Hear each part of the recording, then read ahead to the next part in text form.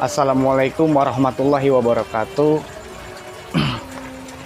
Hai teman-teman, malam ini kita pengen ada acara ziarah ke makam leluhur Tambun yang ada di Sumberjaya. Sebelum kita ziarah ke sana, ya kita minta restu dulu sama ibu.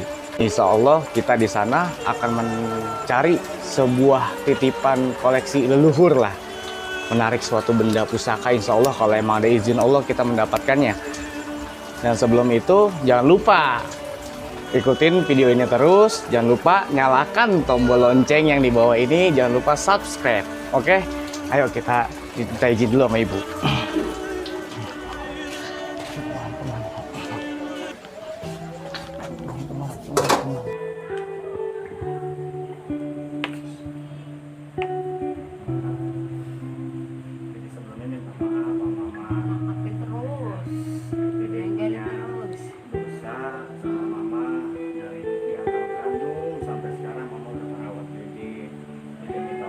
Sebesar-besarnya jangan jangan benci dede.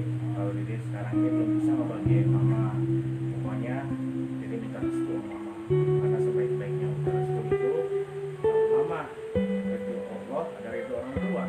Makanya mama adalah orang satu-satunya yang masih hidup. Dede minta tolong kalau dede punya salah, punya dosa, dede mohon dimaafin segalanya ya Pak ya.